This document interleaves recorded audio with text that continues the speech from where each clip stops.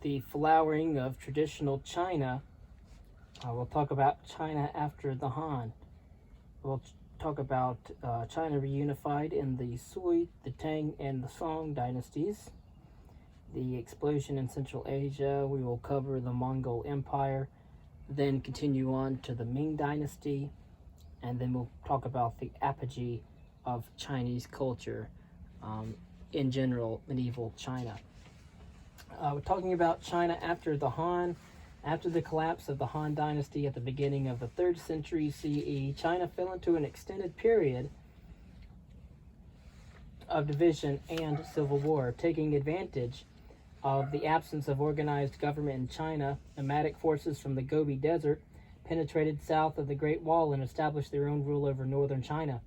In the Yangtze Valley and farther to the south, native Chinese rule was maintained, but constant civil war and instability led later historians to refer to this period as the era of the 6 dynasties. The collapse of the Han Empire had a marked effect on the Chinese psyche.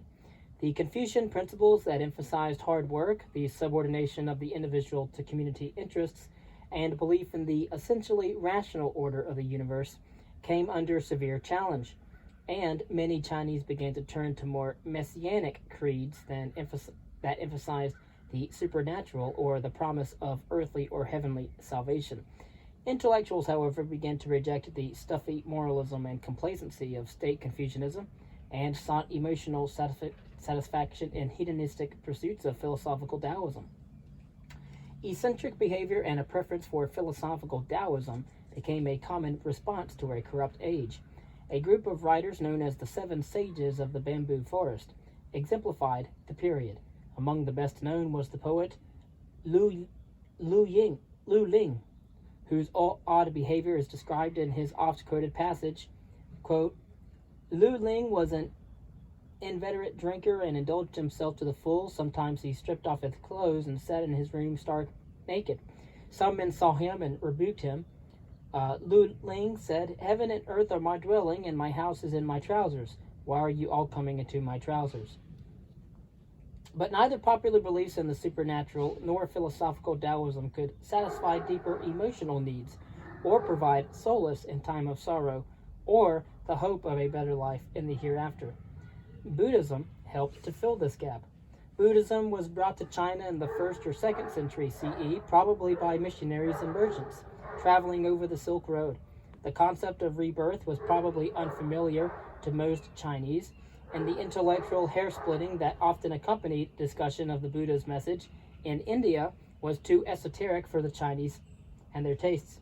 Still, in the difficult years surrounding the decline of the Han Dynasty, Buddhist ideas, especially those of the Mahayana school, began to find adherents among intellectuals and ordinary people.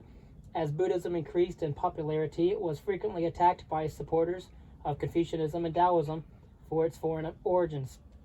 Some even claimed that Siddhartha Gautama had been a disciple of Lao Tzu, but such did not halt the progress of Buddhism, and eventually the new faith was assimilated into Chinese culture, assisted by the efforts of such tireless advocates as the missionaries Fa Xian and Zhuan Zhang, and the support of ruling elites in both northern and southern China. China reunified under the Sui, the Tang, and the Song. After nearly 4 centuries of internal division, China was unified once again in the year 581, when Yang Jian, a member of the respected aristocratic family in northern China, founded a new dynasty known as the Sui, 581 to 618. Yang Jian, who was also known by his reign title of Sui Wendi, established his capital at the historic metropolis of Qingyang and began to extend his authority throughout the heartland of China. The Sui dynasty. Like his predecessors, the new emperor sought to create a unifying ideology for the state in order to enhance its efficiency. But where Liu Bang, the founder of the Han Dynasty, had adopted Confucianism as the official doctrine to hold the empire together, Yang Jian turned to Taoism and Buddhism. He found monasteries for both doctrines in the capital, and appointed Buddhist monks to key positions as political advisors. Yang Jian was a builder as well as a conqueror, ordering the construction of a new canal from the capital to the confluence of the Wei and Yellow rivers, nearly 100 miles to the east. His son, Emperor Sui-Tang-Song, continued the process, and the 1,400-mile-long Grand Canal linking the two great rivers of China, the Yellow and the Yangtze, was completed during his reign. The new canal facilitated the shipment of grain and other commodities from the rice-rich southern provinces to the densely populated north. The canal also served other purposes, such as speeding communications between the two regions and permitting the rapid dispatch of troops to troubled provinces. And so, Sui-Tang-Song also used the canal as an imperial highway for inspecting his empire. One imperial procession from the capital to the central Yangtze region was described as follows. Quote, the emperor caused to be built dragon boats, red battle cruisers, multi-decked transports, lesser vessels of bamboo slats. Boatmen hired from all the waterways pulled the vessels by ropes of green silk on the imperial progress to Changtu or Yangzhou. The emperor rode in the dragon boat, and civil and military officials of the 5th grade and above rode in the multi-decked transports. Those of the 9th grade and above were given the vessels of yellow bamboo. The boats followed one another, poop to prow, for more than 200 leagues, about 65 miles. The prefectures and counties through which they passed were ordered to prepare to offer provisions. Those who made bountiful arrangements were given an additional officer title. Those who fell short were given punishments up to the death penalty. And despite such efforts to project the majesty of the imperial personage, the Sui dynasty came to an end immediately after Sui-Tang-Song's death. The Sui emperor was a tyrannical ruler, and his expensive military campaigns aroused widespread unrest. After his return from a failed campaign against Korea in 618, the emperor was murdered in his palace. One of his generals, Li Wan, took advantage of the instability that ensued and declared the foundation of a new dynasty known as the Tang.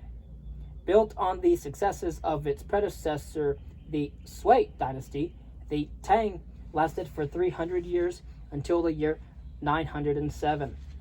Concerning the Tang dynasty, Li Wan ruled for a brief period and then was elbowed aside by a son who assumed the reign title Tang Taizong. Under his vigorous leadership, the Tang launched a program of internal renewal and external expansion that would make it one of the greatest dynasties in the long history of China. And again, that was under the reign of Tang Taizong. The era under the Tang dynasty was one of the greatest periods in the long history of China. Tang influence spread from heartland of China into neighboring regions, including Central and Southeast Asia.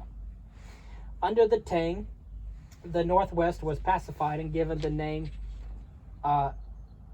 Xinjiang, or New Region. After a long conflict with Tibet, Chinese control was extended for the first time over that vast and desolate plateau north of the Himalaya Mountains. The southern provinces below the Yangtze were fully assimilated into the Chinese Empire, and the imperial court established commercial and diplomatic relations with the states of Southeast Asia. With reason, China now claimed to be the foremost power in East Asia, and the emperor demanded tribute from all his fellow rulers beyond the frontier. Korea accepted tribute status and attempted to adopt the Chinese model, and the Japanese dispatched official missions to China in order to learn more about its customs and institutions.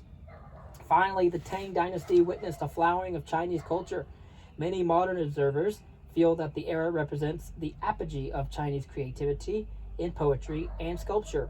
One reason for this explosion of culture, both in poetry and sculpture, was the influence of Buddhism, which affected art, literature, and philosophy, as well as religion and politics. Monasteries sprang up through China, and as under the Sui, Buddhist monks served as advisors at the Tang imperial court. The city of Chang'an, now restored to the glory that it had, known as the capital of the Han dynasty, once again became the seat of the empire. With a population estimated at nearly 2 million, It was possibly the greatest city in the world of its time. The city was filled with temples and palaces, and its markets teemed with goods from all over the known world. But the Tang, like the Han, sowed the seeds of their own destruction. Tang rulers would not prevent the rise of internal forces that would ultimately weaken the dynasty and bring it to an end. Two ubiquitous problems were court intrigues and official corruption. Xianzong, from around 712 to 756, one of the great Tang emperors and a renowned patron of the arts, was dominated in later life by one of his favorite concubines, the beautiful Yang Guifei. One of her proteges, the military adventurer An Lushan, launched a rebellion in 755 and briefly seized the capital of Chang'an. The revolt was eventually suppressed, and Yang Guifei, who was viewed as one of the great villains of Chinese history, was put to death. But Xuanzong, and indeed the Tang dynasty itself, never fully recovered from the catastrophe. The loss of power by the central government led to chronic instability along the northern and western frontiers, where local military commanders ruled virtually without central government interference. Some historians also speculate that a prolonged drought may have played a role in the decline of the dynasty. It was an eerie repetition of the final decades of the Han. The end finally came in the early 10th century when border troubles with northern nomadic peoples called the Khitan increased, leading to the final collapse of the dynasty in 907. The Tang had followed the classic Chinese strategy of using a barbarian to oppose a barbarian by allying with the trading people called the Uyghurs, a Turkic-speaking people who had taken over many of the caravan routes along the Silk Road, against their old rivals. But yet another nomadic people called the Kyrgyz defeated the Uyghurs and then turned on the Tang government in its moment of weakness and overthrew it.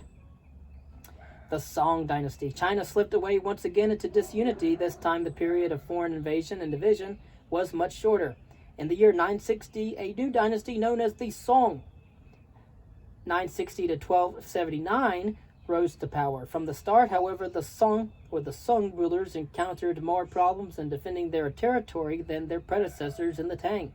Although the founding emperor Sun Taizu was able to co-opt many of the powerful military commanders whose rivalry had brought the Tang dynasty to an end, he was unable to reconquer the northwestern part of the country from the nomadic Khitan peoples. The emperor therefore established his capital farther to the east at Kaifeng, where the Grand Canal intersected the Yellow River. Later, when pressures from the nomads in the north increased, the court was forced to move the capital even farther south to Hangzhou, on the coast just south of the Yangtze River Delta. The emperors who ruled from Hangzhou are known as the Southern Song, 1127 to 1279. The Song also lost control over Tibet. Despite its political and military weaknesses, the dynasty nevertheless ruled during a period of economic expansion, prosperity, and cultural achievement, and is therefore considered among the more successful of the Chinese dynasties. The population of the empire had risen to an estimated 40 billion people, slightly more than that of the continent of Europe. Yet the Song were never able to surmount the external challenge from the north, and that failure eventually brought about the end of the dynasty. During its final decades, the Song rulers were forced to pay tribute to the Rorzen peoples from Manchuria. In the early 13th century, the Song, ignoring precedent and the fate of the Tang, formed an alliance with the Mongols, a new and obscure nomadic people from the Gobi Desert. As under the Tang, the decision proved to be a disaster. Within a few years, the Mongols had become a much more serious threat to China than the Jurchen. After defeating the Jurchen, the Mongols turned their attention to the Song, advancing on Chinese territory from both the north and the west. By this time, the Song Empire had been weakened by internal factionalism and a loss of tax revenue. After a series of river battles and sieges marked by the use of catapults and gunpowder, the Song were defeated, and the conquerors announced the creation of a new Yuan, or Mongol, dynasty. Ironically, the Mongols had first learned about gunpowder from the Chinese. Next, we will go into our second part on the Sui-Tang-Song dynasties, the political structures, and the triumph of Confucianism.